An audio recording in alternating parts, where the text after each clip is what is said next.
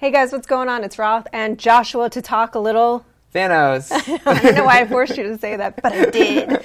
So he's finally been cast. Of course, we knew that the character was going to be in Guardians, but he's been cast. It's Josh Brolin. We're going to talk about the role we think he's going to play, not only in Guardians, but the whole Marvel Cinematic Universe. But first and foremost, what do you think about that casting? I really like Josh Brolin as an actor. We, of course, know him from No Country for Old Men, in W, as he played George Bush, and he was in Men in Black 3. I've loved him in all of his performances. But when I think Thanos, I think some guy with a really deep register, and Josh Brolin doesn't quite fit that. I'm really interested to see why they chose him, to what he brings to the role. It's just a voice role, which is, well, yes, we think it's just a voice role in Guardians, or reportedly it's just a voice role in Guardians, and we'll talk about that, how that's going to work in a little bit. But at a certain point in the Marvel Cinematic Universe, he will be manifest. I don't know. I think he's actually, even weirdly, just his natural face. It's either going to be motion capture or a big makeup. I think it'll be motion capture. Do you say Josh Brolin looks like that? A little bit. He's got kind of like a big man chin. Okay. You know what I mean? But that's not the point. The point is this. I really think he's a tremendous actor. I think that he has the ability to disappear into a role. He can be almost unrecognizable. And so I do think that he can probably drop his register and get a deeper vocal cadence if he needs to. And I think that he'll be pretty unrecognizable once we see him and or hear him as this character.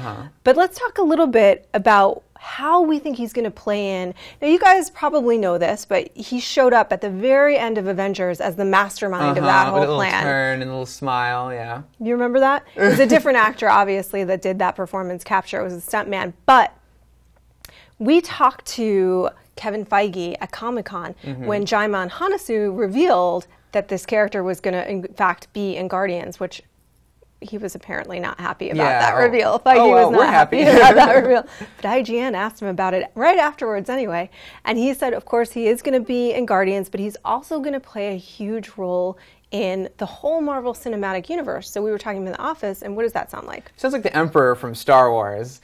And what we know about Thanos from Guardians of the Galaxy is that he's going to appear as a hologram, which is, again, just like the Emperor when he appeared to Darth Vader. And then he'll appear in the flesh for just very briefly, which is really interesting, that he will be just from, like we've kind of known all along, he's been in the back pulling the strings of other people, like Ronan the Accuser and Nebula, who are like the villains of Guardians of the Galaxy. Well, before we even get to that, right, so we know that he's going to appear as a hologram, and then in one scene in the flesh in Guardians that was reported in Vulture, who also likened him to the Emperor, to be fair. But we had been talking about it here, I swear. But let's just think about his history so far. All right, first and foremost, you guys probably know about the Infinity Gauntlet, but let's just set it up. The Infinity Gauntlet is it's like a golden glove that Thanos wields, and it has the 6 Infinity Stones, or Infinity Gems, as they're in the comics, stones in the movies, and they each are very powerful. But when combined together, it gives Thanos control over all of reality. Okay, so even if he hasn't shown up in the other Marvel movies, which the only one he really showed up in so far was the Avengers, the stones have been there throughout. They've sort of been playing a role throughout. So I feel like what's happening is that Marvel is taking this very big, very outlandish character and slowly acclimating us to this big, huge idea that's going to play out, we think, in Avengers 3, but we'll get to that in just a minute. So he shows up in Avengers 1. He is the mastermind of this plan. Now we're heading into Guardians, which is the biggest, most outlandish cosmic movie. So what better place to really let us have a good look at him than this movie. Talk about the role he's going to play in that movie. Well, in Guardians of the Galaxy? Guardians. We just know he's going to be like sort of the puppet master, right? And we think that, Star-Lord, the main character, being a thief, he's probably going to steal like an Infinity Gem. If you go through the trailer frame by frame, like we have, there's like one frame where there's something like purple, and we think that like purple flash, it might be the purple Infinity Gem. So that could be what they're after, and then Thanos wants it from him. We don't know who has it. They're in a temple in the beginning of that trailer. We don't really know where it is, but that's what we think the plot of the movie is going to be, is getting their hands on the Infinity Gem. Yeah, absolutely. We know that the Collector is in the movie. We know that he has one. There was the post-credit scene with him, and that he has one. We assumed that Star-Lord accidentally stole one. And here's the other thing. If you guys have read the prequel comics, which are kind of neat, and you should, I like them anyway, you see sort of the history of he's sort of the leader of this group. that includes the big bads in this movie in Guardians, which is Ronan and Nebula. Now, Ronan and Nebula, at his behest, are running around the galaxy looking for the Infinity Gems. Originally, a sort of daughter figure for him had been Gamera, who the three of them had been running around and hunting for the gems.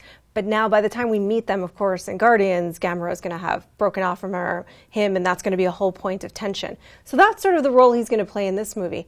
Then we go into Avengers 2. Now, this is a big question mark because the big bad is Ultron. Well, I have a theory that Loki's staff from the first Avengers movie, bear with me here, can control people's minds, yes. right? But at the end of Captain America, the Winter Soldier, we saw it. The Baron von Strucker had it in the basement, and he had Quicksilver and Scarlet Witch. And he had the staff down there. And so what I'm thinking is that somehow that staff is like brought out and it's used on like a robot or like Iron Man's suit of armor or something, and it turns into Ultron. This is Age of Ultron, which is the subtitle of Avengers 2. So when that happens, I feel like that will sort of pique Thanos' interest. So, like, maybe he can like sense the stones or something, and so maybe the last scene will be him like on his way to Earth or something, like to get that stone. So that's my theory. I don't know if that's going to happen. I think that's a great theory because we do think that the staff is one of the gems. Because he's the big villain. Like people, well, why is he going to be in Avengers 2? It's because he's the boss level villain. He's at the very thing they confront in the trilogy in Avengers 3. So, absolutely, and Kevin Feige has even called him the boss level villain. And we do think that the gem that is the gem that's in Avengers 2, and it's maybe even somehow created Scarlet Witch and Quicksilver because they're not mutants. They're miracles. They're miracles. It's the age of miracles. In any event, so that leads us all the way to, let's assume that he's gotten all the gems, he's got the Infinity Gauntlet. Now, this is where we think it really plays out, is in Avengers 3, at which point, hopefully, a general audience is ready for this bit of crazy. Yeah, that he's going to use the Infinity Gauntlet, which gives him control of reality, to win the favor of Death, who is a woman in the Marvel Universe. Yeah, and what he does in the comic books, spoiler for those who haven't read the comic book, is that he uses the gauntlet to kill off half of reality, half of existence, like as a tribute to Death. So that's like a really weird thing to wrap your brain around if you're just general movie-going audiences. But like you said, they've been slowly building it. So I think by the time we get to Avengers 3, audiences might be ready to see like a skeletal figure like go on a date with a giant purple alien. Because here's the thing, Kevin Feige also said, first of all, you notice the nod to it in Avengers in that post-credit scene. Basically, they say to him, to fight these people is to court death. And he's like, yeah. He's like, yeah, I know. Yeah, that sounds about what I want. Yeah, get it. Yeah, so I think Kevin Feige said that they're leading to a very unusual romance. And so my assumption is that this very unusual romance is going to be between Death and Thanos and him trying to win her by destroying half the universe. And of course, I don't know, it's going to be their biggest, most epic, insane movie. Mm-hmm. I think that they're slowly leading us there, slowly leading general movie audiences there. I kind of can't wait to see it. How about you? Yeah, it reminds me of Star Wars, and he's our emperor, so. All right, guys, that's what we think of the long-winded, windy route to how we think that Thanos is the emperor of the Marvel Cinematic Universe. What do you think? Are we off our rockers? Do you think we're on the right track? Leave your comments below, and for all things Marvel and Star Wars, keep it locked right here to IGN.